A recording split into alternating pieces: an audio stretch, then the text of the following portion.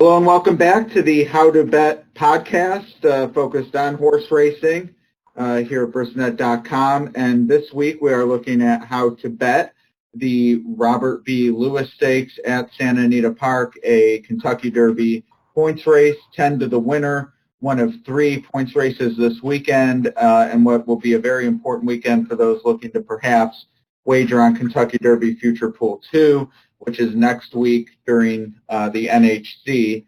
But before we look too far ahead to that, definitely want to look ahead to this weekend. And who better to help us discuss any action at Santa Anita Park than Emily Gullikson, who not only provides wonderful insight on Optics EQ and all its products, but also for Brisnet.com daily selections, full card analysis, and best bets. And Emily, welcome. And I know you've already dove into the deep end of this race. I have. Thank you for having me on. Yeah, I've looked at this race quite a bit. We're doing a piece for America's Best Racing, and as well as the race of the day on the Santa Anita site for Optics EQ. So all bases covered. Yeah, I would say so. Now, one thing I noticed sort of looking at the race, it is a compact field of 6. Sometimes on the show we go through one by one, and we'll certainly have enough time for that with it only being half a dozen. But I do think just a survey of the race would be a good point to start. My first thought was the outside 3 horses are going to be the ones that take money, and the inside are going to be the ones that are probably the outsiders from an odds perspective. Was that your read as well in terms of how the public might approach this race?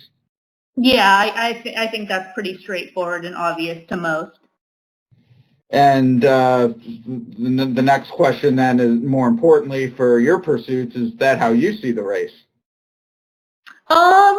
I do. We asked like right before you hit record, is it a bettable race? That's kind of always my approach. That's what I try to do with Brisnet. It's what I try to do for Race of the Day, is think about it not so much as picking the winner, but as, strategizing like how is this race best bet? Like which horses do I want to toss? Which horses do I want to keep? And, I think it's tricky from that perspective with those 3 horses. I mean, I can take a stand I like this one more than those 2, but it doesn't necessarily mean that those 2 can't run out of the trifecta. So where are you going to get creative? Something like that for me betting. I'd want to be like completely against, one of those 3 horses to finish out of the money. And it's hard to say with confidence. I have a little bit of a strike on one of them, but it's not, not really that big enough to think the horse can't run out. Yeah, and since you sort of brought up that approach, now in this case you are talking about maybe having a thought that one specifically of the 3 will run out. Will you ever think from a gambling standpoint, this pari-mutuel, and we know how our peers play for better or worse, will you say, okay, all 3 are fine, I'm just not going to play where all 3 run in, let's say even the exacta, since it's that short of a field, and play it that 2 of the 3 have to hit and not worry about which one it is? Or are you the type that likes to have some conviction in why you're tossing one of the top choices? Yeah, no, I have to have a definite, I'm for this horse and I'm against that one. The 2 horse, just so maybe we can be a little bit more specific, like, Mucho Gusto is listed as the morning line favorite. And I have some concerns on the horse just overall. The horse seemed like he missed a little bit of training. His last couple works, looking at optics works, were a little bit, he backed up from his debut. And looking at optics, if you look at standard, and we'll have this on for Race of the Day so people can kind of reference it going back and forth.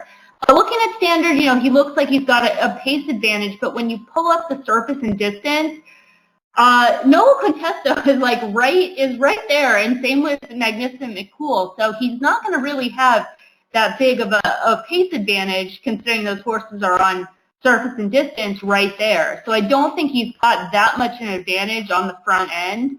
A horse like Gunmetal Gray, he's just got a little bit more foundation. He's got that recent race. He has numbers to run back to. He's going to be running on late, so he can pick up a piece. So it's pretty much For Mucho Gusto, if I'm questionable whether he's going to wire the field, is he going to still have enough to hold on late, for an underneath piece, and like he could, where Sure. yeah, that's just kind of how I'm sort of playing the scenarios. Yeah, and on the plot, just giving a quick glance here, looks for the 3-year-old race this time of year in SoCal especially, there actually are a few who have run more than I was expecting. I forget what race it was recently, the LeCompte or one of the others, but I mean, half the field was 1 or 2 starts. But just in general, for these types of races, we look at a lot of maiden allowance on the Triple Crown Trail as well. Any difference in how to interpret the plot or what to keep in mind when it's lightly raced versus, older grade 1 types or lifetime $50,000 claimers where there's a lot more data? Yeah, I think you have to kind of take each race a little bit different. I mean, the thing with the plot is a pace tool, and so for me, like my approach in handicapping, pace is kind of one of the 4 main elements that I handicap and where I start. So pace, speed, class, form, and I have to look at that. Does a horse have an advantage? Does a horse have a disadvantage? Right. So if I'm looking at optics plot, I mean, it's very tough to make a case for a horse like Kid Cantina being a circle in quadrant 4, and then you can go back through being like, okay, his speed figures are 10 points, his best speed figure is 10 points below the rest of the field. This horse has no pace edge. So where the rest of the horses in there, and I think this is probably important for these 3-year-old races where horses are still establishing their form. A horse like Nolo Contesto, he's got 2 races. That's why, on standard, he's got that big square in quadrant 4, and then on surface and distance, he's a square in quadrant 1.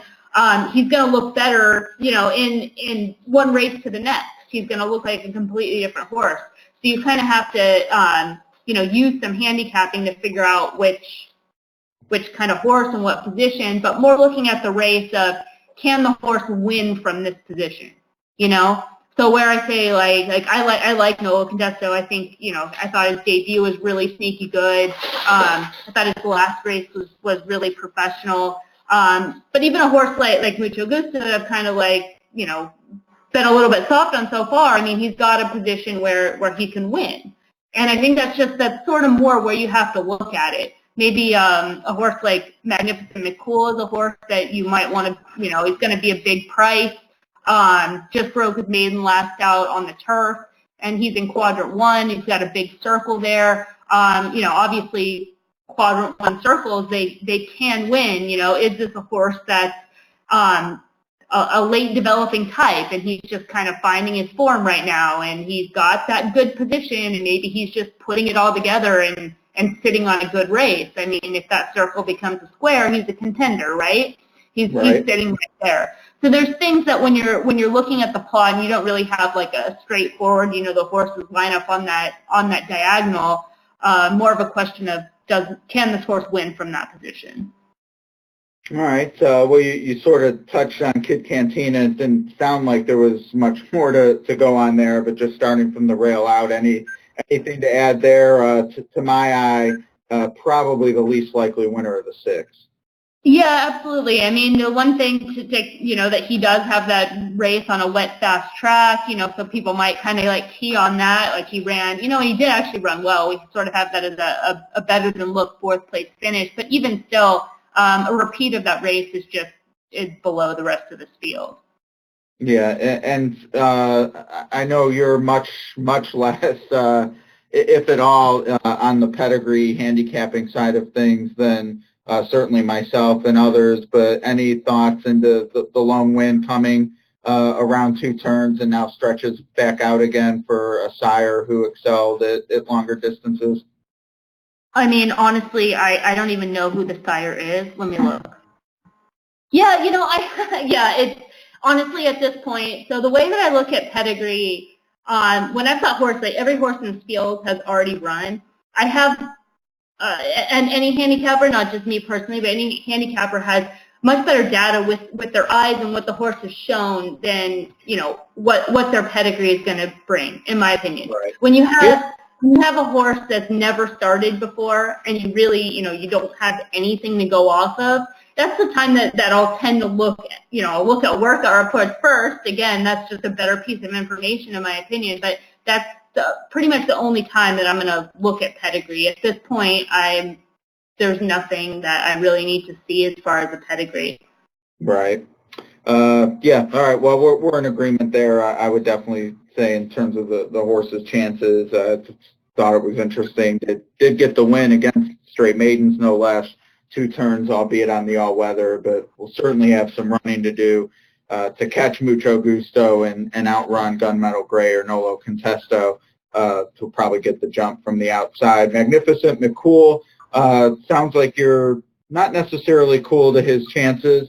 I'm not a big fan of horses that need 9 furlongs to break their maiden and now get sort of the cut back to dirt, with some okay races attending the pace. But I guess as one of the outsiders, certainly more of a case than Kid Cantina we just talked about, just a little nervous that the talent's there to usurp any of the top choices. Yeah, I mean, it's definitely what you have on him. You have a little bit more foundation than some of these other horses making, what is this going to be, his 7th start. Just the thing that I kind of go back to with this horse, just following this circuit and watching him from the start, is he just kind of gave the impression that this is a horse that once he gets to 2 turns on dirt, that's where he's going to belong. And, starts off 1 turn on the dirt and then has to run a route because there are no dirt route races at that point in the calendar. And then, just really wanted to see him move forward going those 2 turns on the dirt. And he just didn't. He just didn't really, he was training well, he's catching the right field, but just didn't really, put it together, Needed some time off after, that last race in October, pushed out of the gate. Maybe, the maturity, maybe just kind of needing a little bit of time to regroup helped him out. But yeah, it's tough to really look at something and be like, this is the race that if he runs back to this race, or if he didn't have trouble that day, he wins. I don't have any of that to go off of. It's more of just the fact of maybe he's a late maturing type, maybe he's putting it all together, and we see more from him. That's pretty much all I have. All right. Well, Pratt retains the mount for O'Neill, 19% trainer, 26% rider. So connections looking good. Even better on the trainer side from a win-weight percentage, though. Keith DeSormo, conditioner, number 3, easy shot, 29% at the meet. Woke up for 80,000. Keith, pretty cagey trainer. This one didn't have much of a response, though, in the sham, and not really sure what you can take out of that race to see the necessary improvement happening here. But I know you watch the races a lot more closely. Anything I missed, or is he an outsider? I think he's an outsider in a couple aspects. I mean, he's been green on more than one occasion, kind of looking around, not really focused. I mean, we have an equipment note, blinkers on 3 separate races. He tends to be a little bit anxious before the race. And then there is a little bit of question as far as distance as well out of that last race, out of the sham, that maybe he just doesn't want to quite go that far. I think there is some quality with this horse, but needs to work some things out, on the class end of things. Yeah. All right. One that would shock me, I guess. Maybe that's too strong a word, but surprised. Yeah.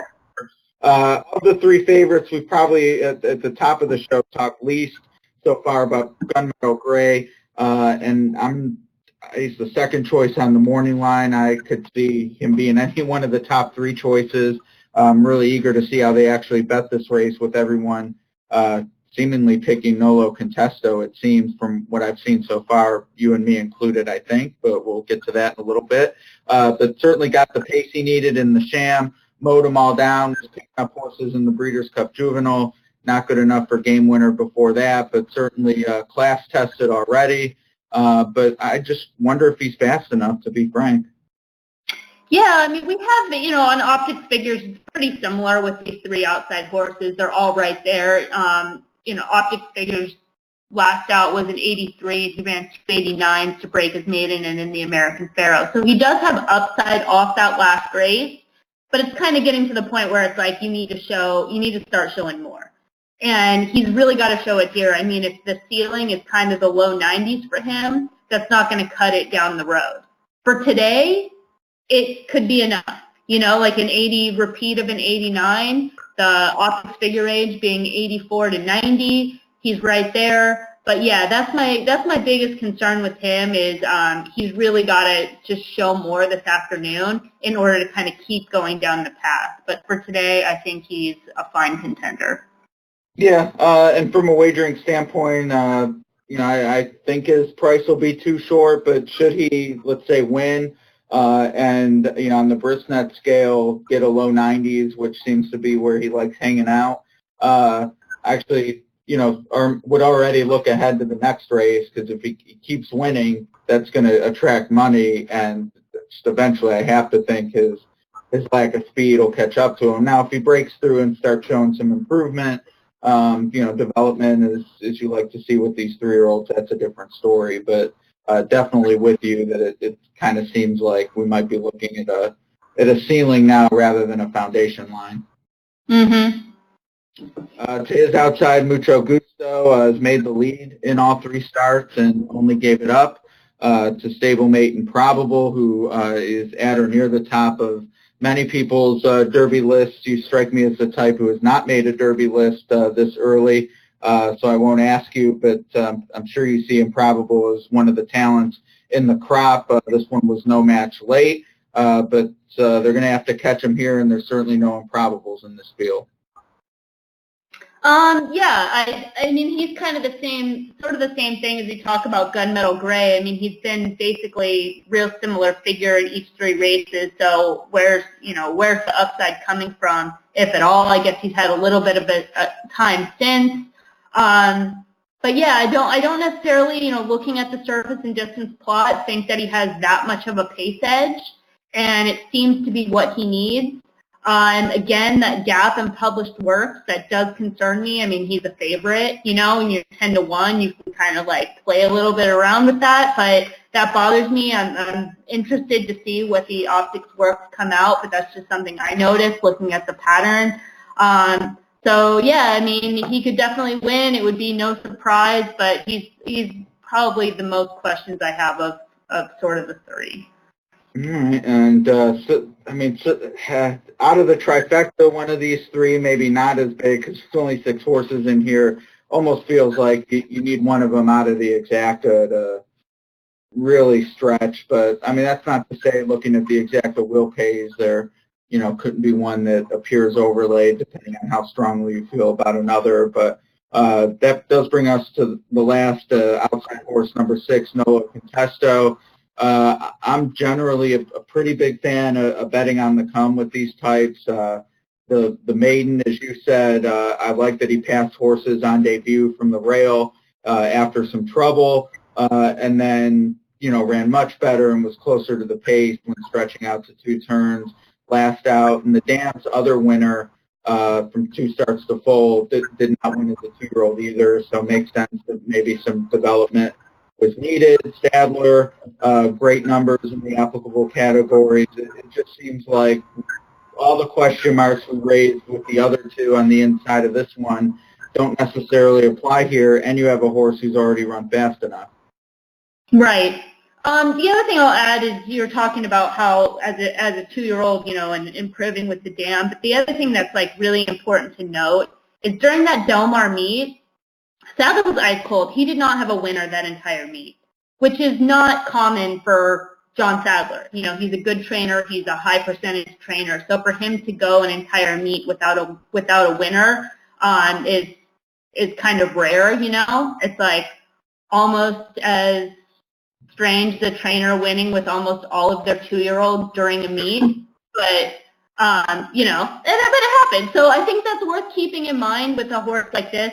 And a lot of Sadler horses, I wrote about it in Brisnet just kind of over and over and over again, how, a lot of his horses can be upgraded out of that meet. And the fact that this horse, he was bumped around at the start. He lost a ton of ground. The track was against him. The pace was against him. He continued on nicely out past the wire. I mean, he might have been the one winner for Sadler of the meet with a fair trip. And last time out, he improved as he should in a nice way. He showed more tactical speed going around those two turns. Again, maybe the fair start played a role. And then also, I know he beat like the bridesmaid of Southern California, but that horse, he does have a little bit of fight to him. So he did have to look a horse in the eye and kind of pass that test, which I think is important.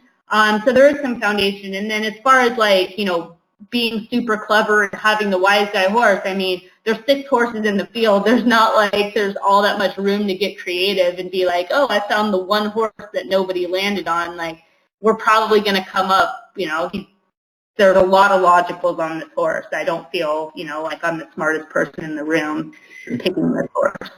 Right. Well, and it'll come down to price. I mean, honestly, 5-2, I'm definitely a buyer. Just a little nervous that we ultimately get that. Of course, with 3 horses who figure to take money and some takeouts, reducers with the other 3, I don't know.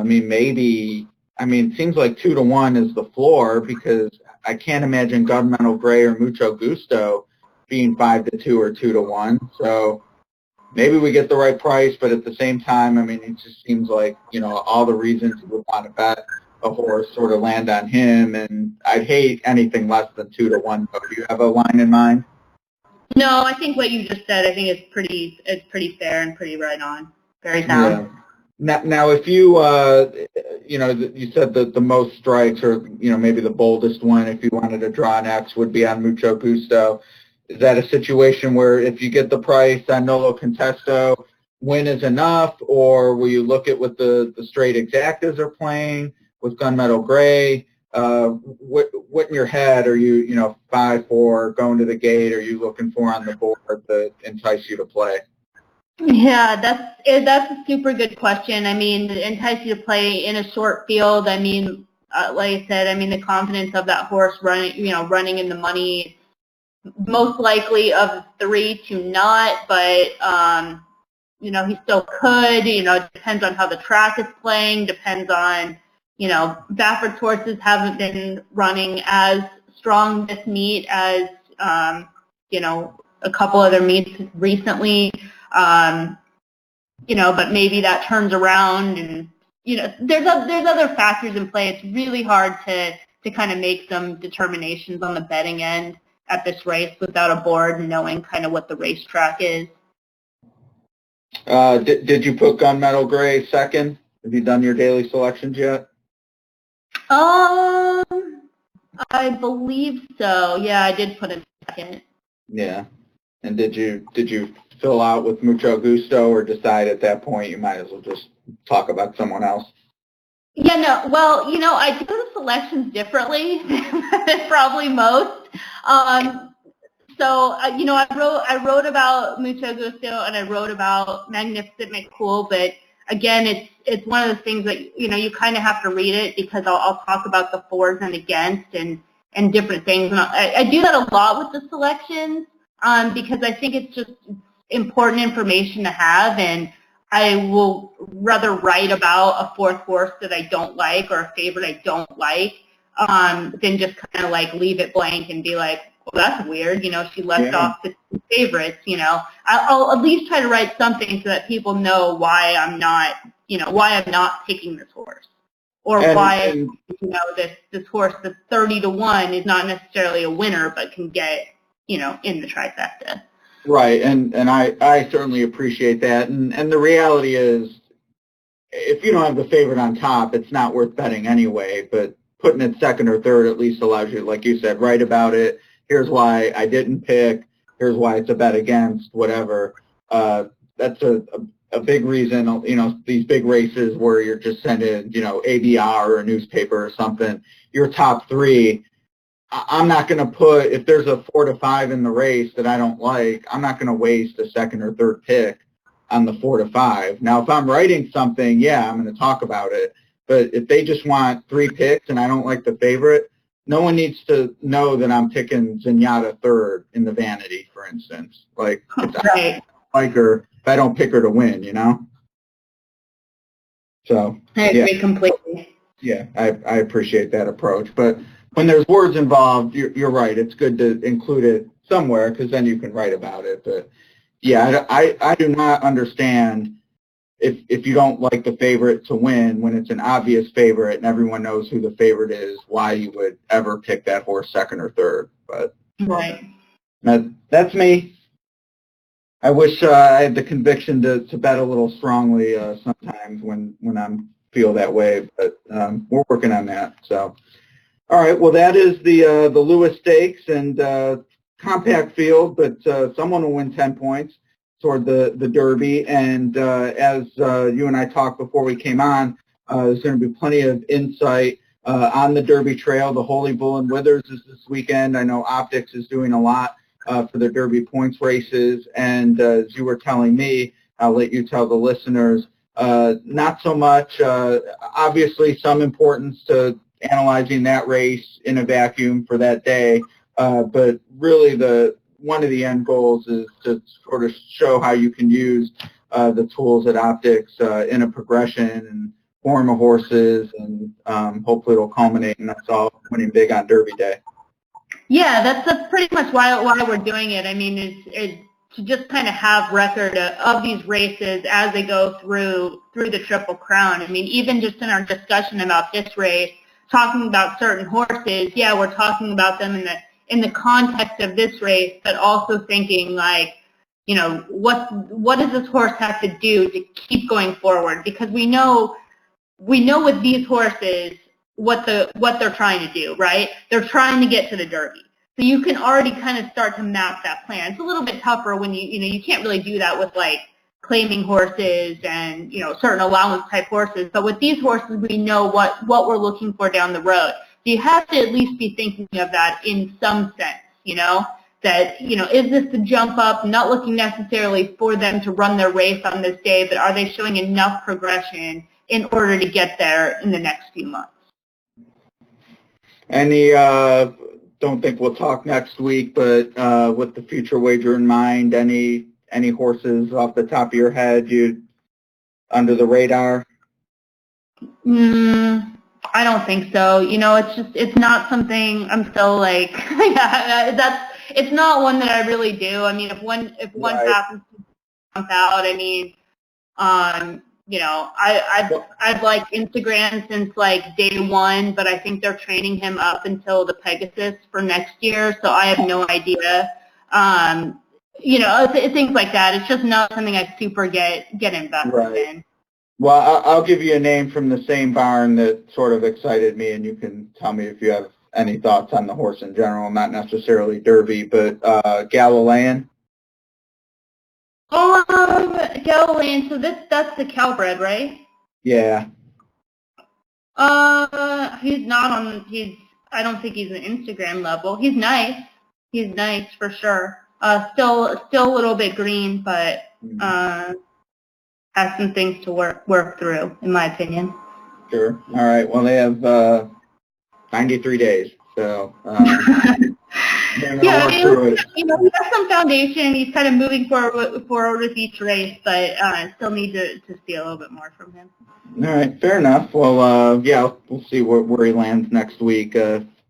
Typically don't get the right price, so I try not to get too excited, but he's a name that hasn't been wrung dry yet, at least. So, but Emily, really appreciate the time. Everyone can get her analysis at brisnet.com and opticseq.com, and also this race specifically on the ABR thing. Did you get any points for Bravazzo last week? Was fourth a scoring position? No. I think I blanked all last week, but okay. But I'm okay with it. Yeah. I mean, you're the defending champ, though, right? I don't know. I don't know. I try to not. It's not so much if I'm doing this stuff. I mean, I'm really trying to provide information to the public and to people that are reading it. Like it's not for bragging rights for me. in any bit. I mean, I try to like not include myself in any of my analysis. You know, I know a lot of people do. I like this horse and I thought this. I try to not do any of that. I want to provide facts. I want to provide information and really help the person on the end. You know, it's not about me. I like it. So I don't know if I'm the winner or not. I don't know. If people are cashing tickets, I'm happy. That's all I can say. Well, you were the winner, but I will say the last thing you said is more important. You know, the information you give or your own personal information that you use should ultimately lead to the cashing window, and that's, for me, it's someone who brags anyway, but I can definitely speak to I enjoy the account balance being high than the number of likes on Twitter. It's hard for some that may be to believe, but winning the money is definitely better, and you know, not even necessarily being right, but just putting the information into practice that takes advantage of people's bad betting is enough for me. So great advice. It's good to hear it too, and other people hopefully will hear it as well. Take it to heart, and hopefully we'll have some good information this week. Unfortunately, with the 6-horse field and where the betting clearly is going to go, this might not be the rainmaker on the Derby Trail this year, but I'm sure we'll talk about some other races that might have one. Okay, I'm looking forward to that. All right, thank you, Emily, and thank you, everyone, for listening. Certainly be back next week. Only one points race on the schedule, so it'll be an easy one to pick to do, the Sam F. Davis from Tampa Bay, which I believe has Nick Sco pointing toward it. It's a Grade 1 winner, so looking forward to his return, mostly because I think he'll probably be a play against based on some of the other names I've seen in there. But again, appreciate your time. Thank you again, Emily, and we will talk to you all next week.